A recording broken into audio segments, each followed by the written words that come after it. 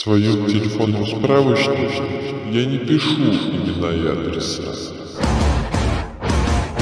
Контакты сортирую по группе крови.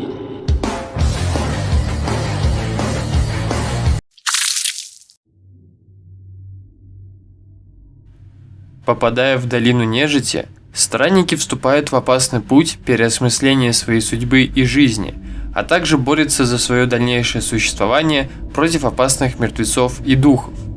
Но каким образом им это удается и что способствует их выживанию? Темного времени суток.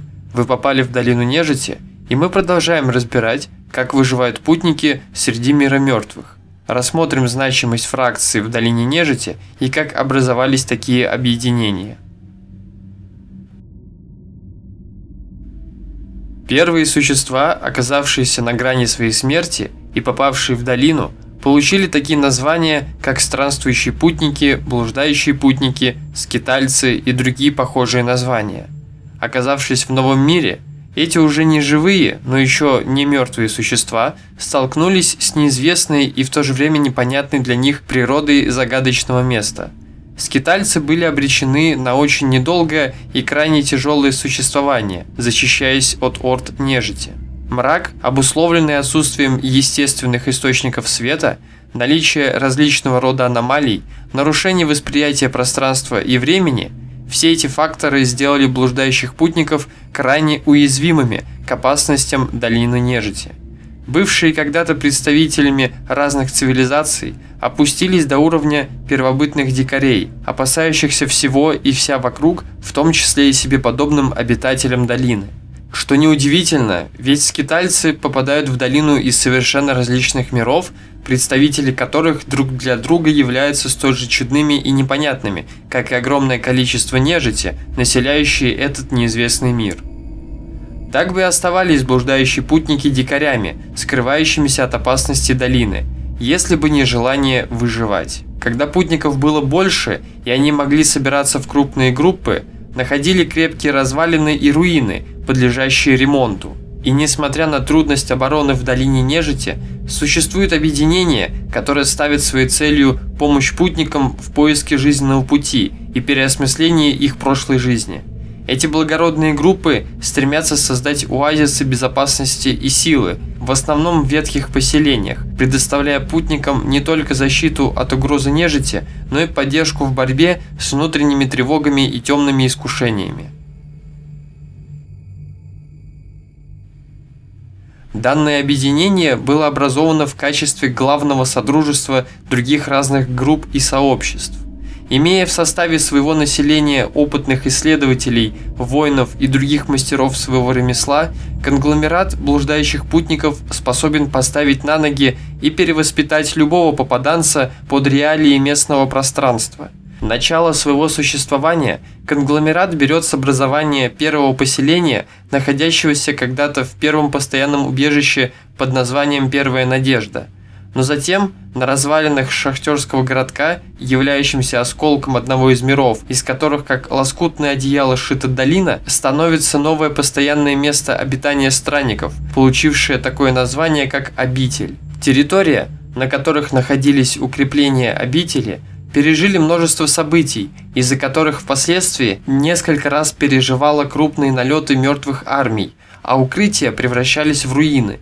Но благодаря сохранившейся истории и энтузиазму выживших существ, некоторые возвращались на разрушенные территории, главные строения были восстановлены и существуют до сих пор, продолжая сохранять жизнь внутри поселений. Не прекращая развиваться и расширяться за счет новоприбывших путников, конгломерат расширял свои владения и возможности, изучая разные явления и руины в долине, находя разные артефакты и предметы первой необходимости.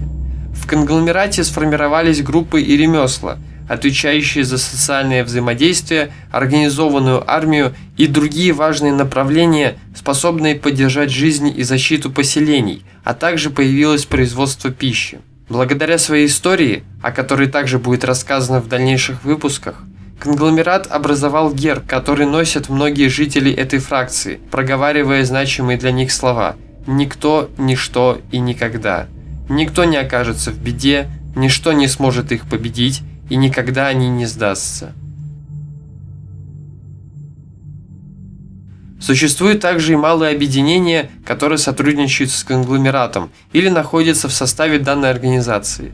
Обычно они разделяются по специальности и специфичности деятельности тех, кто входит в такие коллективы. Так существуют вольные торговцы и коллекционеры, таинственные личности, странствующие без страха по руинам и территориям долины, находящиеся в поисках диковинных артефактов и готовые обменять их на что-то соизмеримо ценное и удивительное. Порой может показаться, что эти представители могут взаимодействовать и как с живыми, так и с восставшими, следуя определенной выгоде своих целей. Также их трудно подозревать в диверсии в случае коллективной работы, так как для них важен экономический вопрос взаимодействия, и для них абсолютно не важно, где удастся успешно заключить сделку. Но и среди нежити существуют разные организации, существующие в противовес существованию конгломерата. Так, например, на краю долины нежити развернулся величественный город мертвецов, призраков, банш и личей, являющийся одновременно и центром мертвых культур. Некрополис, находящийся под покровительством могущественного архилича Спящего Короля, является оплотом высшей нежити, которая с почтением и трепетом относится к Спящему Королю, считая его своим великим правителем и защитником, предоставляя им кров и возможность реализовать себя в этом месте. Иногда от Некрополиса выходит войско нежити, чтобы совершить свой темный поход по долине. Орда мертвецов медленно выходит из своего главного города, словно клетки иммунитета, готовые бороться с болезнью. Их глаза светятся из-под темных капюшонов и боевых шлемов. Покрытые пылью и сажей доспехи светятся под лучами космической сущности Ренгара. С намерением поглотить любую угрозу, войско нежити движется целеустремленно, готовое уничтожить инфекцию. Никто не может устоять перед жестокой атакой целого батальона мертвецов, но конгломерат всегда готов противостоять, во что бы то ни стало.